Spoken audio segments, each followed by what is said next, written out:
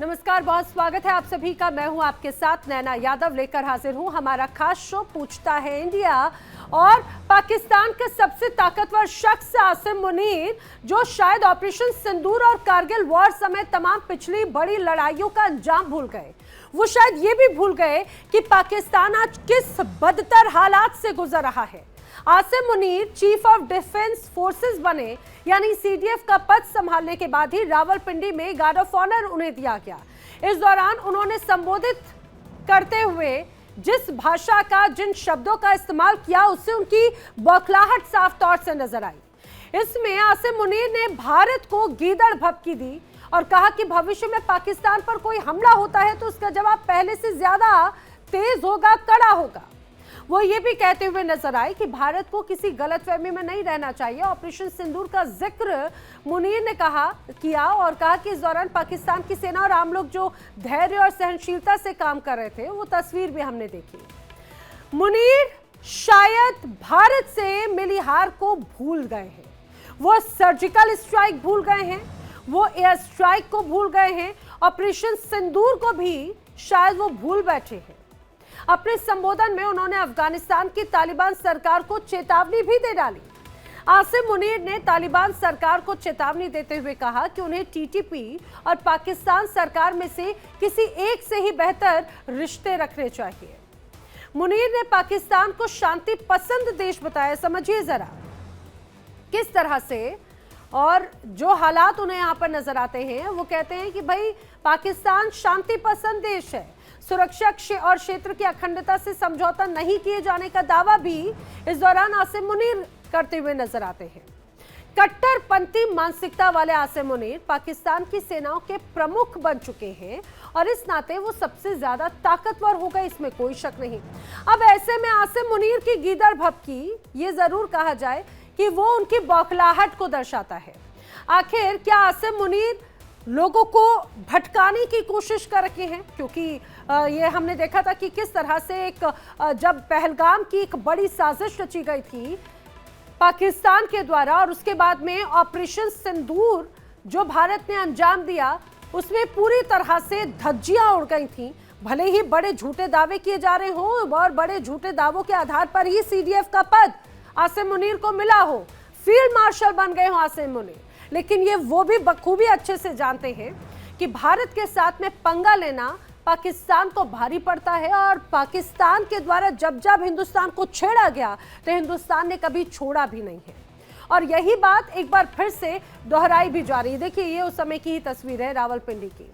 Asim Munir CDF बने हैं, chief of defence forces, और इस दौरान उसके बाद में उनका संबोधन अपनी, ये कहा जाए कि विकास की बातें, तमाम रणनीतियों का जिक्र नहीं, बल्कि इस दौरान भारत भारत और भारत, ये सीधा सीधा फोबिया एक तरह से दर्शाता है आसिम मुनीर का, सीधा सीधा दर्शाता है उनकी बौखलाहट का अंदाज। ऐसे में बड़े सवाल जरूर खड़े होते हैं।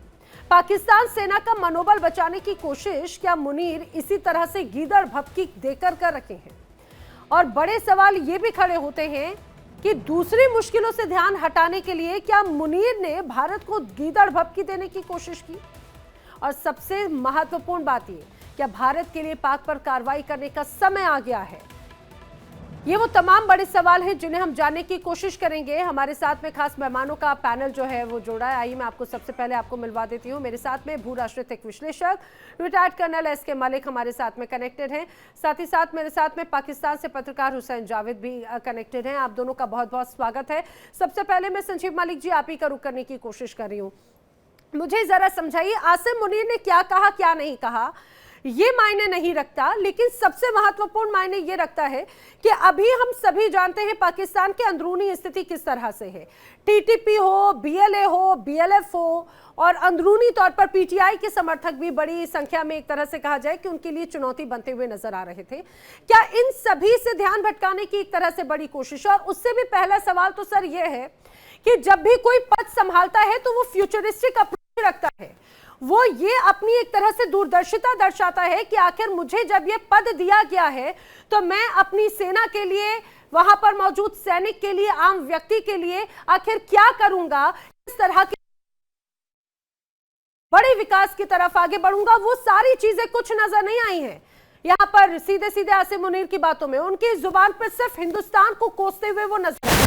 क्या ये कहा जाए कि आने वाले भी जो वक्त है वो सिर्फ हिंदुस्तान को कोस कोस कर ही अपनी दुकान चलाने वाले?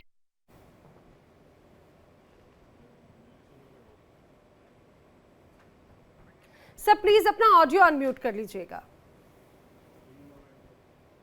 हाँ, am I audible ma'am? Yes yes sir. Okay, नमस्कार, जय हिंद, और हुसैन भाई को भी मेरा नमस्कार। नैना जी देखिए, पाकिस्तान के जब से वो सीडीएफ बने हैं, उन्होंने अपनी पूरा आर्म फोर्सेस का रिस्ट्रक्चरिंग किया है, अपनी गवर्नमेंट के साथ मिलकर किया है। रिस्ट्रक्चरिंग करने में कोई तकलीफ नहीं है किसी भी देश को, अपनी आर्म फोर्सेस का सभी लोग अपने हिसाब से उसकी स्ट्रक्चरिंग को करते रहते हैं। बात यह है कि जिसको मैं देखता रहा हूं, पिछले दिनों भी आपसे बात करता रहा हूं, इनफैक्ट हुसैन जावेद साहब भी उस दिन मेरे साथ थे डिबेट पे। बड़ी बात यह है कि स्ट्रक्चरिंग करने के साथ साथ उन्होंने साथ साथ जो 27th अमेंडमेंट है उसके साथ जो उनको असीमित पावर आई हैं उस पर शक खड़ा होता है। वो अपनी देखिए अपनी आर्मी का भला करें, दुख करें, सब कुछ करें, वो हमारी तरफ से हमें कोई फर्क नहीं पड़ता। दिक्कत यह है कि जो आपकी इंटेंशन पर सवाल खड़ा तब होता है कि जब इतनी सारी पावर्स को चाहते हैं और आपकी गवर्नमेंट जो कि आपके बेसिकली आपके रहमो करम पे है वहां पे गवर्नमेंट, और सबसे शक्तिशाली मुनीर साहब है वहां पे। मुनीर साहब सीडीएफ बन के वहां पे तीनों फोर्सेस के आर्मी, नेवी एंड एयरफोर्स के सर्वा हैं, और उन्होंने कर लिया है, अमेंडमेंट भी कर लिया अपने आप का, उनका पद भी उनको गवर्नमेंट ने दे दिया है या उन्होंने खुद ले लिया है, इसमें भी कोई हर्ज नहीं है। बात यह है कि अगर वे कंस्ट्रक्टिव बात करेंगे तो मेरे ख्याल से वहां के लिए ज्यादा अच्छा रहेगा। भारत के लिए वो जो इशू करते हैं ये कोई नई बात तो है नहीं। देखिए पहलगाम से पहले 10 दिन पहले मात्र उन्होंने क्या कहा था, ये सारा रिकॉर्ड पे है, पूरा अमर हो चुका है। और ये जो सेंटेंस उन्होंने बोले थे ना, उसी के तहत वहां के जो भेजे गए जो आतंकवादी थे उनकी इतनी हिम्मत हुई थी कि उन्होंने धर्म के आधार पे लोगों को छाट छाट के मारा था। मुनीर साहब अगर इस बात को अपने आर्म्ड फोर्सेस के वेलफेयर के लिए करेंगे, अपने उनके मजबूत करने के लिए, उनके वेलफेयर के लिए, और उनकी बेसिकली उनकी सैलरीज, पेंशंस, उनकी रिहेबिलिटेशन, उसके लिए करेंगे तो ज्यादा बेहतर होगा। लेकिन क्या होता है कि देखिए जब कोई अभी ऑफ सिंदूर हुआ, मुझे किसी को कह के किसी को एम्बेरस करने की या ह्यूमिलेट करने की कतई आवश्यकता नहीं है। पूरी दुनिया जानती है कि देखिए ऑफ सिंदूर क्या था, क्या रिजल्ट रहा उसमें। मैं किसी को अपनी बात ऐसे शब्द नहीं कर सकूंगा भाई मैं पैनल को भड़का दूं, लेकिन मैं इतना जरूर कहता हूं कि देखिए उसकी सच्चाई से मुनीर साहब अपने लोगों को एक स्क्रीन तो देंगे ना। वो स्क्रीन ये है कि उनको वहां पर जो एक रेटरिक चलता है, वहां पर जो एक ब्रेन वॉशिंग लोगों की चलती है, देखो पढ़े लिखे लोग तो जानते हैं सच्चाई क्या है, ठीक है, वो अपने देश का बचाव करेंगे आके मीडिया में, लेकिन वहां पे जो आम जो लोगों के बीच में है वहां पे एक पूरा पूरा ब्रेन वॉशिंग सिस्टम चलता है कि हमने ये किया, हमने वो किया, हमने ये किया, इंडिया के 12 मार दिए, 14 मार दिए, 16 मार दिए, फाइन, वो चलता है ऑपरेशन का। दिस इज साइक ऑप्स चलते हैं ऑपरेशन में। पर मुनीर साहब अच्छा होगा वो अपनी प्रगति पर ध्यान दे। देखिए अब ऑपरेशन सिंदूर से थोड़ा सा पहले जाइए नैना जी, आए दिन पाकिस्तान की इकोनॉमी की बदहाली की बातें होती थी और ये बड़े टॉपिक डिस्कशन होते थे, और वहां पर कभी आईएमएफ, वर्ल्ड बैंक और वहां की ये सब चीजों को लेकर, मॉनेटरी इश्यूज को लेकर सारे इश्यू डिस्कस होते थे। क्या हुआ, सिंदूर आया, ऑफ सिंदूर ने जो वहां पर सिनेरियो चेंज कर दिया, लोगों का ध्यान डिफ्लेक्ट किया गया, और आज भी चूंकि एंटी इंडिया बोलने से वहां के आम लोग एक रोप में बंद जाते हैं, इसलिए वो ये बात करते हैं। उन्होंने बात की आज एक फोरम से, ऐसी फोरम जो मिलिट्री की थी, मिलिट्री एस्टेब्लिशमेंट थी, फोर्सेस की को एड्रेस कर रहे थे, वो वहां पर उन्होंने बोला, तो ये एक्सपेक्टेड है कि अपनी फौज के सामने ये तो नहीं बोलेंगे कि हम हार गए, हमने ये कर लिया, हमें नुकसान हो गया। बेशक सर, जी अपनी फौज के सामने अपने ब्रेवडो की ही बात करेंगे, और ठीक है अपनी सबसे महत्वपूर्ण वही बात हो जाती है ना कि ये एक तरह से स्थिति को, मानसिकता को भी दर्शाता है कि आपकी आखिर अप्रोच किस तरह की है। जब भी कोई पद मिलता है तो वो पद आखिर किस रूप में इस्तेमाल किया जाएगा, किसी चीज को नए रूप में बनाने के लिए या मौजूदा स्थिति को डिस्ट्रॉय करने के लिए, ये चीज अपने आप में, और यही बात जरूर दर्शाती। मेरे साथ में कुछ और खास मेहमान भी कनेक्ट हैं, मैं जल्दी से मिलवा देती हूँ। मेरे साथ में इस दौरान कनेक्ट है संजीव श्रीवास्तव जी, विदेश मामलों के जानकार मेरे साथ में कनेक्टेड हैं। पाकिस्तान से हुसैन जावेद तो हमारे साथ में है ही, पाकिस्तानी पत्रकार डॉक्टर रजा काशिफ जनुजा भी हमारे साथ में कनेक्टेड हैं। आप सभी मेहमानों का भी बहुत स्वागत है। मैं हुसैन जावेद का रुख करना चाह रही हूँ। हुसैन जी, यही सवाल मैं आपसे जानने की कोशिश करती हूँ क्योंकि आप हमेशा बड़े संजीदगी के साथ में चीजों का एनालिसिस करके जवाब देते हैं। कोई बाद अगर मिलता है या फिर उसके बाद में उसके आने वाले वक्त की क्या तैयारियां होती हैं, या ये कहा जाए रिहेबिलिटेशन का, वही जो यहाँ पे अभी संजीव जी ने भी जिक्र किया कि आखिर कैसे उस रूप में आपने अपनी पॉलिसीज को सुधारने का, बदलने की एक बड़ी जिम्मेदारी होती है।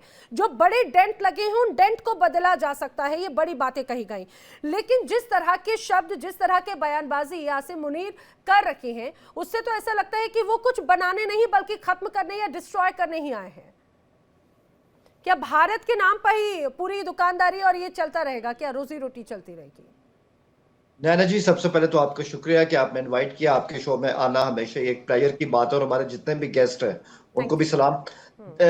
देखिए, बिल्कुल अब ये बात है कि कल आपने हमारे सीडीएफ का पहला एड्रेस सुना, हम सब ने देखा, और ऑब्वियसली ये सिर्फ कोई उनकी ऐसी बैठक नहीं थी जहां सिर्फ वहां पर फौज ही हो। यहाँ पर आपको नेवी भी दिखाई दे रही है, आपको यहाँ पर एयरफोर्स भी दिखाई दे रही है, क्योंकि अब आसिम मुनीर साहब सिर्फ फील्ड मार्शल नहीं है, वो सीडीएफ भी हैं। तो पहली बार वो इस हैसियत में अपनी अफवाज के सामने इस तरह से आए हैं, तो ऑब्वियसली इस खिताब की अपनी जगह अहमियत तो है। अब जब वो सामने आए हैं, ऑब्वियसली आपने अपने इंट्रो में कहा कि उन्होंने फ्यूचर के हिसाब से क्या कहा, या उनकी ऐसी क्या पॉलिसी होगी जो उनके खिताब में दिखाई देनी चाहिए थी। तो मैं तो यही कहूंगा कि देखें, 2025 को सामने रखते हुए इसमें जो एक इम्पैक्ट आया है इस पूरे साउथ एशिया के अंदर, उनकी स्पीच बिल्कुल उसके ऐन मुताबिक थी।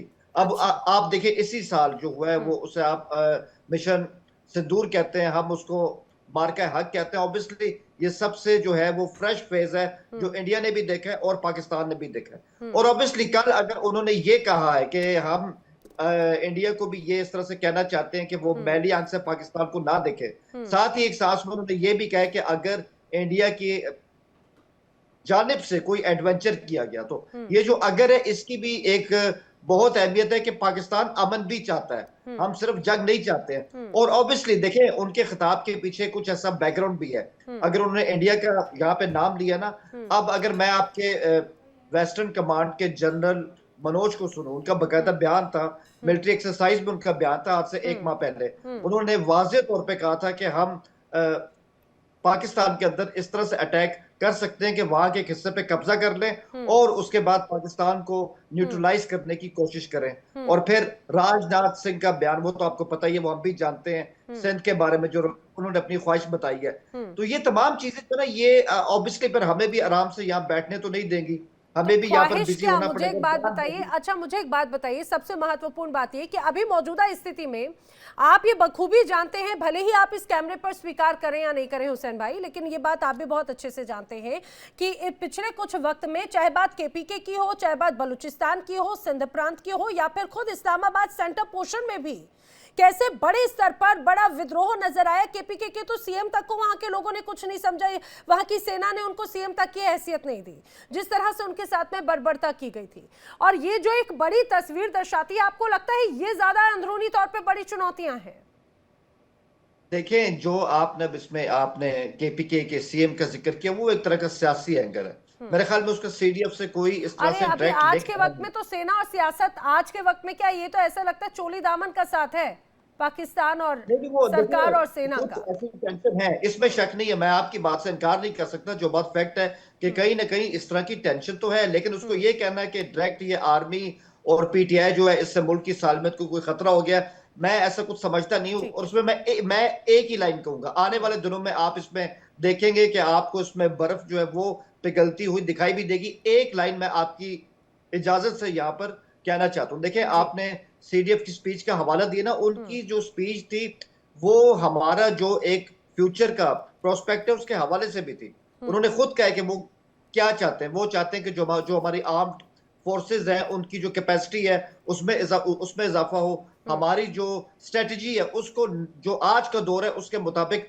होना चाहिए। और सबसे अहम बात, jointness among all armed forces, ये हमारा सबसे पिवटल पॉइंट है। और सीडीएफ इसके बारे में मुकम्मल तौर पर फोकस भी है। ठीक है, लेकिन बड़ी बात तो यही हो जाती है कि टीटीपी और आसिम मुनीर, आखिर उनकी दोनों की मानसिकताओं में डिफरेंसेस क्या हैं, ये भी, इस पर भी मैं आगे जरूर चर्चा करूंगी। लेकिन मैं जल्दी से अब संजीव श्रीवास्तव जी का रुख करना चाह रही हूँ। संजीव जी, यहीं पर जो हुसैन जावेद जी बात कह रहे हैं कि भाई ये एक तरह से उनका ये कोई भी सेना प्रमुख होता है, ये उसकी शैली होती है जोश भरने की, अपनी टीम को और भी ज्यादा आगे बढ़ाने की, उत्साह भरने की। लेकिन आखिर ये कैसा उत्साह है? अगस्त 2025 में उन्होंने एक बड़ा, जब वो विदेशी धरती पर मौजूद थे, पाकिस्तान से बाहर थे, तो उन्होंने अगस्त 2025 में बाकायदा न्यूक्लियर पावर की बात कही थी। उन्होंने कहा कि हम तो डूबेंगे, आधी दुनिया को भी साथ में ले डूबेंगे। और इतना ही नहीं, बल्कि हिंदुस्तान को भी उन्होंने कई बार न्यूक्लियर और इकोनॉमिक थ्रेट्स दिए। तो आपको लग रहा है कि अभी ये जो मौजूद है, ये किस तरह की भाषा है? डिस्ट्रॉइंग भाषा है, बनाने की भाषा है? ठीक है, हिंदुस्तान नहीं, कम से कम पाकिस्तान के लिए कुछ पॉजिटिव अप्रोच रखी जा सकती थी। देखिए नैना जी, मैं ये बात स्पष्ट रूप से कहना चाहता हूँ कि पाकिस्तान की सेना का इतना ज्यादा शक्तिशाली होना और एक असीमित सत्ता उनके हाथ में आ जाना, और जाहिर है कि अब वो चीफ ऑफ डिफेंस फोर्सेस भी बन गए हैं, और थल सेना के जो पोजीशन उनके पास पहले से ही जाहिर है कि है, और उसके बाद जो नेवी के जो चीफ है और नेवी चीफ और एयर चीफ जो है उनके डिप्यूटीज नजर आते हैं, और जाहिर है कि अब नेशनल कमांड अथॉरिटी भी वही हेड करेंगे। आजीवन इम्प्यूनिटी भी अब मुझे मिल गई है, और वहीं दूसरी तरफ एक संस्था जो कि इसमें कुछ दखल दे सकती थी, सुप्रीम कोर्ट, उसको उन्होंने 2 भागों में भी विभाजित कर दिया। और जाहिर है कि ये जो पाकिस्तान के अंदर के ये घटनाक्रम है, ये पाकिस्तान में तो तानाशाही सेना पहले से करती ही थी, लेकिन इसको कहते हैं टोटलिटेरियन स्टेट, जिसको कहते हैं सर्वाधिकारवादी शासन। अच्छा। एक व्यक्ति, एक संस्था के अंदर जब इतनी ज्यादा असीमित शक्तियां आ जाएं, तो जाहिर है कि उसको ही कहते हैं टोटलिटेरियन सिस्टम। और एक बात मैं लॉर्ड एक्टन की बात में उनका कोट में कहना चाहूंगा, power corrupts but absolute power corrupts absolutely. ये बात जो है हम जो है हमेशा सुनते हैं, और ये जो एब्सोल्यूट पावर सेना के हाथ में आना, ये पाकिस्तान के भविष्य के लिए अच्छा नहीं है। मैं ये बात स्पष्ट रूप से कहना चाहता हूँ। उनके जो वहाँ की जो जमहूरियत के जो नेता हैं, चाहे वो इमरान खान हो, चाहे वो शहबाज शरीफ हो, चाहे वो कोई भी वहाँ की जमहूरियत की पार्टी हो, किसी के लिए वहाँ पे अच्छा नहीं है कि सेना के हाथ में इतनी असीमित शक्ति आ जाए कि वो सेना कुछ भी करने के लिए कुछ भी कर सकती है, और अपने इशारों के आधार पर 27th अमेंडमेंट भी पास करा लिया। और ये हम सब जानते हैं कि पाकिस्तान में जो रियल रूलर है, और वो सबसे महत्वपूर्ण बात तो ये है संजीव जी कि यूएन तक ने, यूएन के मंच तक से जब इस बात का जिक्र हुआ, तो बाकायदा यूएन के मंच से भी इस पर चिंता जाहिर की गई कि किसी एक व्यक्ति विशेष को इतनी ताकत देना किसी भी देश के लिए, वहां की जनता के लिए, वहां के आवाम के बिल्कुल हित में नहीं होगा। अब देखिए नैना जी, आपने यूनाइटेड नेशंस का जिक्र किया। यूनाइटेड नेशंस ऑर्गेनाइजेशन ने भी इसके बारे में अपनी चिंता व्यक्त की है, और पूरा अंतर्राष्ट्रीय समुदाय इस बात को लेकर के चिंतित है। लेकिन मैं एक बात और भी कहना चाहता हूं जो कि बेहद महत्वपूर्ण है, कि आखिर ये पाकिस्तान की सेना को इस तरीके के कदम उठाने की जरूरत क्यों पड़ी, ये भी एक हमें समझने की आवश्यकता है। आसिम मुनीर को आखिर कौन सा भय सता रहा था, कौन सा ऐसा संकट आ गया था? तो ऐसे में मैं ये स्पष्ट रूप से देखता हूं कि पाकिस्तान में वर्तमान समय में 1-2 संकट नहीं है, संकट ही संकट है। और जो सबसे बड़ा जो संकट है जो पाकिस्तान की सेना फेस कर रही थी, वो जाहिर है कि भारत ने तो एक ऑपरेशन सिंदूर के माध्यम से पाकिस्तान को एक बड़ी शिकस्त तो दी ही, और भारत ने बहुत ही सफलतापूर्वक आतंकवाद विरोधी कार्रवाई की, और सारे जो आतंक के जो ठिकाने हमने चिन्हित किए थे उसको जो है ध्वस्त किया। लेकिन जो पाकिस्तान की सेना को सबसे बड़ा जो चैलेंज मिल रहा है, वो है तहरीके तालिबान पाकिस्तान जैसे आतंकी संगठन का। और ये जो तहरीके तालिबान पाकिस्तान है, या बलूच लिबरेशन आर्मी है, बलूच लिबरेशन फ्रंट है, ये सीधा सीधा पाकिस्तान की सेना को टारगेट करते हैं, पाकिस्तान की पुलिस फोर्सेस को टारगेट करते हैं, आर्मी के जो है काफिलों पर हमले करते हैं, ट्रेनें अगवा कर ली जा रही हैं, और उन ट्रेनों में ट्रेवल कर रहे जो सेना के जो अधिकारी हैं, जो सेना के जवान हैं, उनको जो है ब्रूटली उनको मर्डर करते हैं। और उसी के साथ साथ जो आप देखिए तो खैबर पख्तूनख्वा में लगातार बड़े से बड़े हमले ये जो तहरीके तालिबान कर रहा है, क्योंकि तहरीके तालिबान का पाकिस्तान का जो लक्ष्य है वो पूरे पाकिस्तान में कट्टर शरिया ला लागू करने का है। पूरे पाकिस्तान में जो है जाहिर है कि वो उसी तरीके का शासन देखना चाहते हैं जैसा कि अभी तालिबान अफगानिस्तान में कर रहा है, पूरे पाकिस्तान का तालिबानाइजेशन करना चाहते हैं। और ये पाकिस्तान की सेना के जनरल्स को अभी तक ऐसा लगता था कि हमारी स्किन्स को कोई टच नहीं कर सकता, अजी हमें कोई छू नहीं सकता। अब टीटीपी तो आपके ऊपर सीधे सीधे हमले कर रहा है। टीटीपी ने आपको बड़ी क्षति पहुंचाई है। 2025 का अगर आप आंकड़ा उठा के देख ले नैना जी, तो पाकिस्तान की सेना के जितने मतलब जो इनके जवान और जितने भी अधिकारी हैं, सबसे ज्यादा कैजुअलिटीज 2025 के वर्ष में हुई हैं। हाँ, भले ही वो इसे स्वीकार करें या ना करें सर, लेकिन ये अपने आप में आंकड़ा बड़ा गंभीर हो जाता है। और मैं अपने दर्शकों को ये जो महत्वपूर्ण पॉइंट है, इसने पाकिस्तान की सेना के अंदर बहुत सारे भय पैदा कर दिया और वहां पे बैंकरप्सी की स्थिति तो लगातार बनी हुई है, राजनीतिक रूप से अस्थिर है। तो ऐसे में पाकिस्तान की सेना के बारे में एक बात, अंतिम बात मैं कहना चाहता हूं कि देखिए, पाकिस्तान के जो सेना के जो जनरल्स हैं, ये सिर्फ आसिम मुनीर की बात नहीं है,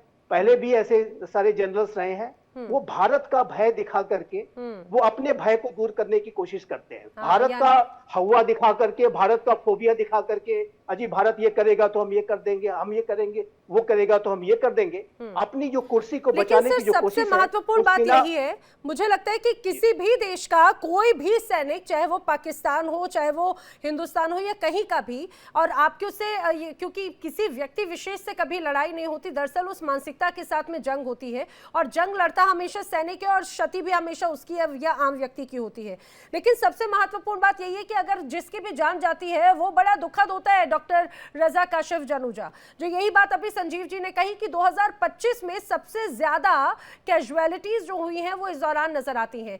लेकिन सबसे महत्वपूर्ण बात यह है कि आखिर उसको कंट्रोल करना या फिर और आक्रामक होना और भड़काऊ भाषण देना और भड़काने वाली बातें करना, ये आखिर किस रूप की मानसिकता को या आगे की क्या प्लानिंग दर्शाता है? ये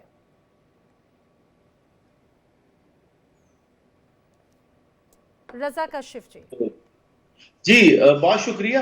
बुनियादी बात अगर हम करें, बेसिक चीज ये है कि ये कह देना तो बहुत आसान है कि general Asim Munir field marshal जो है वो अगर बात कर रहे हैं इंडिया की, तो मुझे एक बात बताएं, एक आर्मी चीफ, एक फील्ड मार्शल जो सीडीएफ हैं, वो लाजिम है वो इंडिया की बात करेंगे, क्योंकि सेना है ना, सेनापति सेना की बात करेगा, जंग की, युद्ध की बात करेगा। अभी सिंदूर गुजरा है आपका और चीजें हुई। तो हाँ, पाकिस्तान में जो इलेक्शन होते हैं उनमें इंडिया की बात नहीं हो रही थी। पॉलिटिकल पार्टीज इलेक्शन में ये नहीं कह रही होती कि इंडिया पे हम ये कर देंगे वो कर देंगे, लेकिन इंडियन इलेक्शनों में होती हैं बातें, जो भी है मुखालिफ को इंडियन एजेंट साबित कराएं। डॉक्टर रजा काशिफ, पीटीआई तो ये आरोप ही लगाती है जो मौजूदा सरकार है, भाई वो तो एक तरह से धोखाधड़ी करके ही सत्ता में आई। कितने फेयर इलेक्शंस हुए हैं?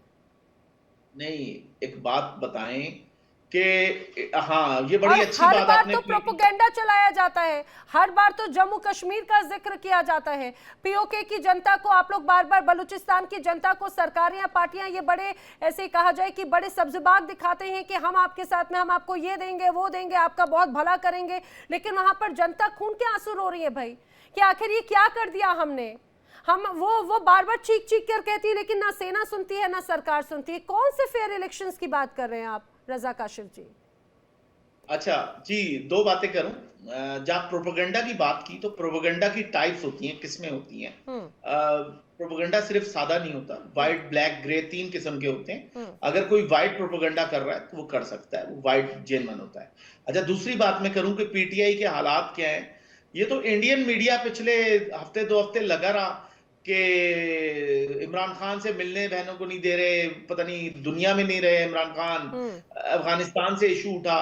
फिर एंड में क्या हुआ, इमरान खान से जब मिलने गए तो फिर वहां से ट्वीट्स निकली, फिर वो पाकिस्तानी सेना पे, पाकिस्तान के आर्मी पे तनकीद की गई, क्रिटिसाइज किया गया। फिर उसके नतीजे में फिर वहां से भी आया कि देखें ये चीजें हो रही हैं। तो मैं तो ये समझता हूं कि पीटीआई की ये सारे ट्रोल, सब चीजों के पीछे तो इंडिया का हाथ तो है। और आपको खुशी होती है कि जब पाकिस्तान की एक पॉलिटिकल पार्टी जाके खड़ी हो जाए पाकिस्तान आर्मी के सामने, फौज के सामने, सेना के सामने। पता है तो ये रजा तो आप काशिफ बड़े जी, सक्सेसफुल दो हो गए ये चीज, करवा एक के। तो आप क्योंकि प्रोपोगेंडा आपकी तरफ से हमेशा चलाया जाता है तो आपको उसके अलग अलग ऑप्शन जरूर पता है, व्हाइट, ग्रे, ब्लैक, XYZ सारे कलर्स, आप प्रोपोगेंडा के सारे रंग जानते हैं, प्रोपोगेंडा कैसे करना है, कैसे चलाना है। और रही बात अगर आप पीटीआई, अब आपको पीटीआई इतना खटकने लगी क्योंकि वो ये कहा जाए आसिम मुनीर के खिलाफ में आवाज उठा रही है। यही तो बात हो जाती है, जिसने वहां के आपको, जो आपका सेना अध्यक्ष हो, उसके खिलाफ अगर सवाल खड़े कर दिए तो आप उसको सीधे देशद्रोह तक कह देते हैं।